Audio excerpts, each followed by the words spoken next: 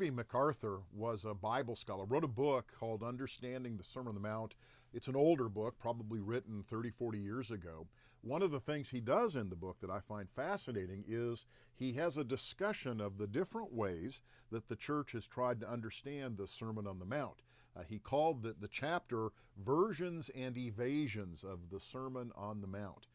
And that's the problem, I think, that we have with the Sermon on the Mount. We look for ways to try to convince ourselves that Jesus doesn't really mean us to do what he said.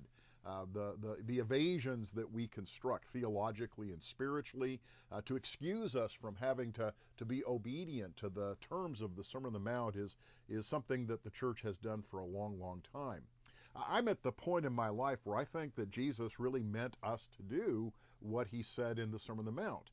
I don't think it saves us, but I think if we are Christians, if we are saved, then the Sermon on the Mount are the channels through which our life of faithfulness will flow.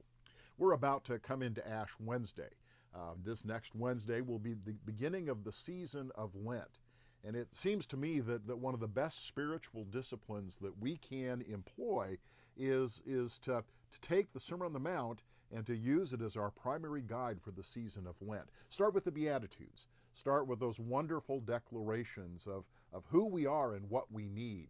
Spend some time reflecting on what it means to be poor in spirit, what it is that we mourn over, how are we comforted, and how do we see God? Where does our peace come from? And then from that gospel beginning, move into the body of the Sermon on the Mount, living and struggling each day with the different terms of our obedience to Christ. And when we get to the end of the Sermon on the Mount, if you do this and you get to the end of Lent, we will then arrive at that place where Jesus Christ says that we have built our house, the houses of our life, on the rock that endures. These are stormy and difficult days. If we can find that sure foundation, then our lives will endure and we will know the true meaning of the season of Lent and the joy of Easter.